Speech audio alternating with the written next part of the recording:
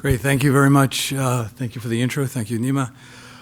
I'm going to work my way back to the title that's up there right now and just start by pointing out that organoids are increasingly, or at least by some people, maligned because I think there's a little bit of overreach in our field as to what exactly they can tell us and what they cannot tell us. Sometimes I think that a better way to make a comparison for how an organoid has advanced our thinking is not so much as far as how it fails to resemble the brain, but how it has enhanced our thinking beyond two-dimensional neuronal cultures. Because the reason I put this slide down at the bottom here of this planar life form that's beginning to reach into a third dimension. When you go into, at the dawn of the animal kingdom, what we've done is reached into a third dimension. And by going from planar cultures to organoids, that third dimension has actually, I think, revealed some remarkable biology. I'm not going to talk as much about the anatomy in organoids, where you begin to see some lamination, and the fact that you can see LFPs in organoids, which you don't see in dissociated cultures. So all those things are pretty interesting, I think, for organoids. As far as them actually being disease models and some of the perhaps overreach, we have to be cautious. So today I want to talk about another aspect of how organoids might resemble some feature of the brain in a very sort of maybe primitive way, or early developmental way might be a better way to say it. And this is gaining, as the comment down there on the left side, an underlying network dynamics can be observed in organoids that are devoid of experience, obviously, that when this physiology might be implemented in the brain, this part is speculative, perhaps that's what serves to constrain and influence experience. So I'm going to talk about the intrinsic activity in human cortical organoids and reveal proto-sequences that model default states in the developing cortex.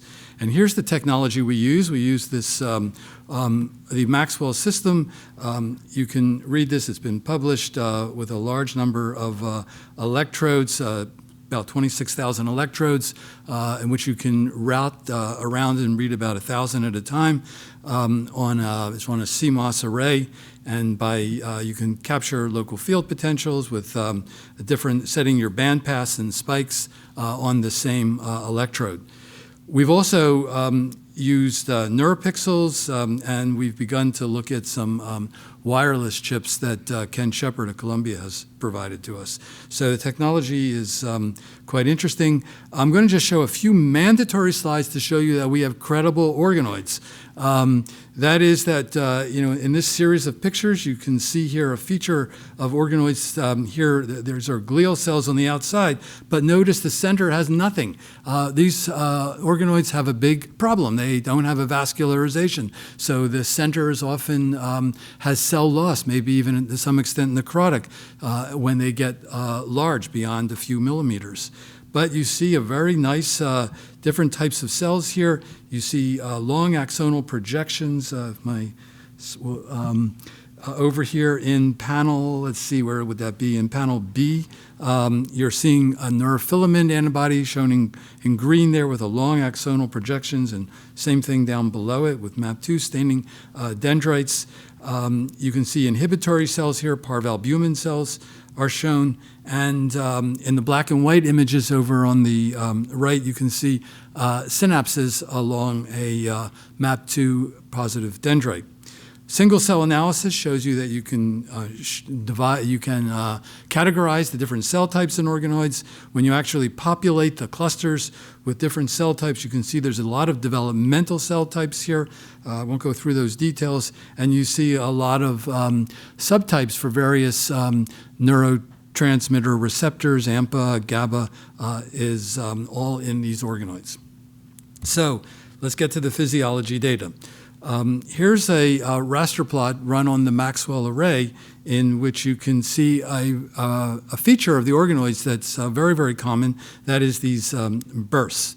And we can suppress them in ways that we would predict that these are legitimate, in the sense that we can block a large number of them with AMPA and NMDA receptor blockers, and really silence the entire culture with TTX.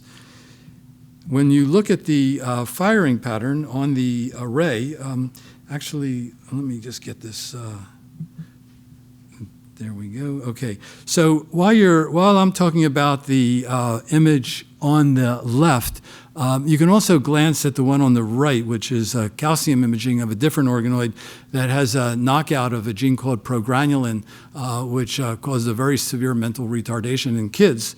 On the left is the array on is the organoid on the Maxwell array, so you can see what the real estate looks like. It's actually the firing is in those sort of parentheses around the periphery, and the center has very little signal.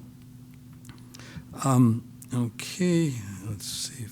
So if one then makes binary comparisons between every two firing units in the on the MEA, you can actually begin to get these binary types of couplings. And by setting up this up by only allowing a coupling between two firing events that occur with a certain statistical probability and occur within 0.5 milliseconds, we can begin to set up a graph that you see over here, a plot which shows the edges that would suggest some sort of coupling between these different neurons, or I should say these different units that are firing. Some of them have a tendency to be outgoing, some are ingoing. Most of them we call broker neurons because they have incoming and outgoing limbs. When you look at the strength of all these couplings, they actually they form this kind of log normal curve, which people see all through neuroscience, as you know, that there is a long tail of a small number in the tail of strong couplings and a lot of weak couplings. This has been seen by others in terms of computing neuronal strength here. Here's a paper from 2005 by Song. Then if we look at these couplings over longer periods of time, you can see that over at least 180 seconds, they are relatively stable, but there is some dynamics going on. And the differences in these images where you see new edges forming in a few places is sort of the level at which the dynamic changes are happening in the organoid. Here's a picture of pointing out where the changes are occurring.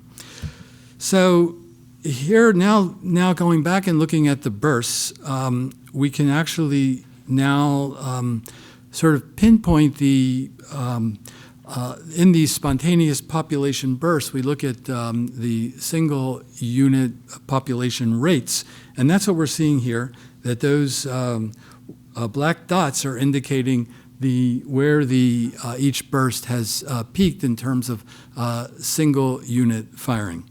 And when this is in an 8-month-old organoid, and we began to appreciate that these population bursts are built upon the kind of a scaffold.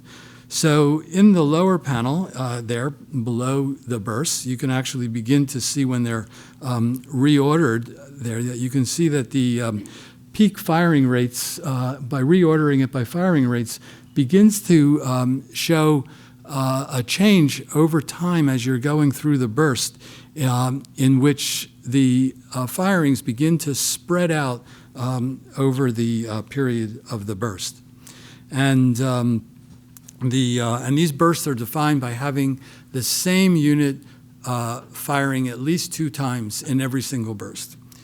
And so here now, if we begin to separate within the burst those units that are indeed consistently firing by those rules 2 times within every burst, we can actually we can develop 2 populations. One of them, we've debated about the terminology here. In the literature, the term backbone units is used. I'm not sure I agree with that one yet. It sounds to me a little orthopedic. But so there's other words we can use, scaffold units. But for now, let's call them backbone units, and these non-rigid components that are also in the burst that show a lot more variability. And if you put them all together, you get this kind of pattern that I had alluded to before, in which there is these points that I make here on the slide, that there's a progressive increase in the firing rate peak time relative to the burst peak, and that you can see as you're going down, there's a spread in the active duration for those units that have their peak activity slightly a little bit later than the burst peak.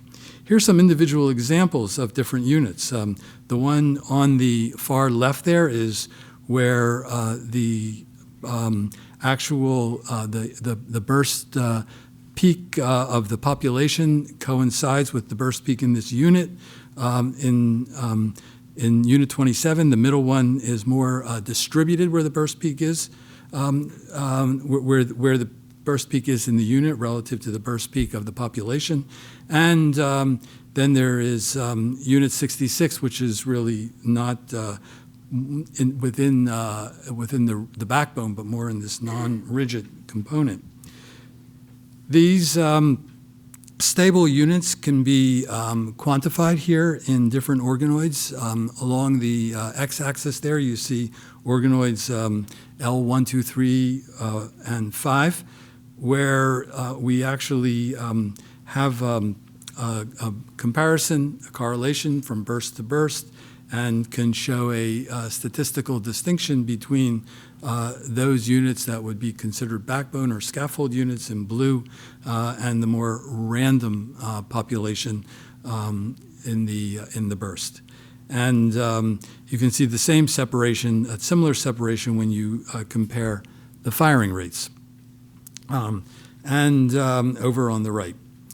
When we now look at this again, look at these backbone units again, this time looking at the distributions of firing rates. So once again, not surprisingly, we see that firing rates has been shown by Buzaki and many others, again, follow this log normal distribution. But interestingly, in that red circle there, you can see that the backbone units are falling in the tail of the distribution, the rapid firing units.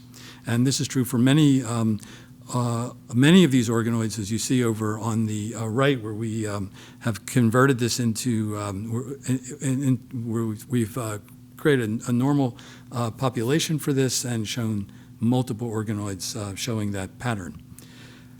Here is a PCA running down the population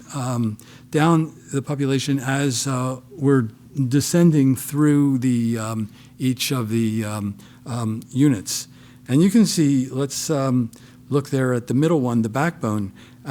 As you're traveling around in time and looking at the collective variation in the PCA, you can see that the backbone units are a relatively low dimensional space. They're accounting for, in 2 principal components, you can pick up most of the variation.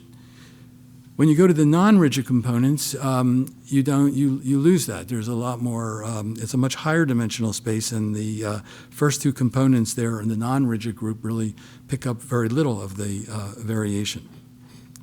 So I want to conclude here then by the way I started, which is showing that this is a feature that emerges in the organoid, this kind of separation in the burst population of backbone units and more non-rigid units.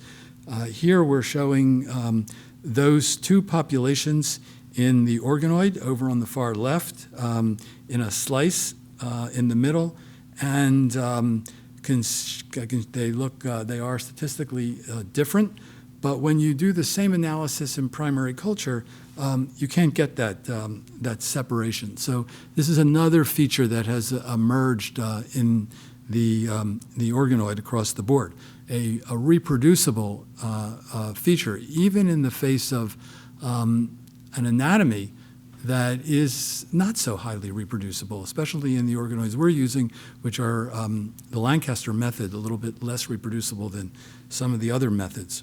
So I'm going to conclude by showing you the people that contributed to this. Immanuel Kant is not a member of my lab, but he, the sort of the philosophical thinking behind this idea of these pre-configured states really derives from him. He talks about a priori knowledge. Pre-configured state is not knowledge, but I do think it is a framework that exists in organoids upon which, if an organoid had arms and legs and eyes and ears, in which experience can be embedded or built upon some of the physiology that we're seeing. Bringing it back to the modern day, this work was almost completely done by Tal Scharf, who finished his postdoc in my lab and is now University of California, Santa Cruz as an assistant professor, and TJ, who is a graduate student in the lab. Thank you. All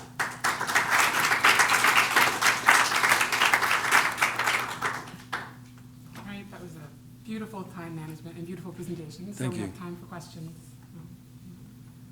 Yes? I don't know much, if anything, about organoids. In these years, did you figure out, like, could you exhibit any learning? Could you impose any learning? Could you demonstrate Hebbian law to work? You know, that's... So we talk about that all the time. And most people probably saw that, that very popularized paper on an organoid playing Pong. You know, that paper has really got, at least in our view of it and looking at it quite critically, I have a lot of reservations about that paper. But there's an even bigger issue, which is, do we really want to try to probe organoids for reinforcement learning, which is what that paper was? You know, how does an organoid appreciate reinforcement in the first place? You know, do you need dopaminergic cells? It's just not really clear. So the tack that we're taking to try to address this question is, can we, by doing repeated stimulation, which is the only way you can introduce anything that even slightly resembles a sensory input to an organoid, doing repeated stimulation, can you begin to create something that resembles an engram? And while that would still have a long way to go before we can actually claim learning, I think if we can begin to see that we alter connectivity between some subset of neurons, we might be on that path. So I'm really cautious about learning in organoids. I also don't know a lot about organoids, but when you brought up the entire concept of moving from just a 2D layer of cells to a 3D more complex composition with an evolutionary analogon, I was thinking of slag molds. Like, wouldn't that be a better model, which we know can do learning, right? Yeah. What's the argument against using that as a model? Is it like biologically too different from eukaryotic cells, as you find? Well, slime molds are a great model. I mean, they do a lot of amazing things. You know, we're sort of interested in learning about neurons. So for some reason, evolution brought us to the situation where we're using, you know, a huge amount of our energy to run our brain, and the fitness that confers on over and above what slime mold learning is all about is a really good question. Would you mind also telling everybody, because like, some people may be interested in like adapting organoids into research or something, about the system that you have created with the whole bunch of institutes in California? Oh yeah. The engineering system. Yeah. So we work very closely with David Hausler at the University of California, Santa Cruz, where we have connected our organoids to some of his instrumentation. He can control our organoids now from Santa Cruz down to Santa Barbara. And we have really, there's a lot of software engineers there that have been also churning through this data. They've been to get back to learning, the learning question. They've actually, if you know a lot more about control theory than I do, there is a system in which you move the cart along and balance the pole. You probably know this better than I do, but they've begun to actually use the organoid in that collaboration for keeping the pole in balance as the cart is moving, and that is looking quite intriguing. So that's one connection. We have a number of other connections.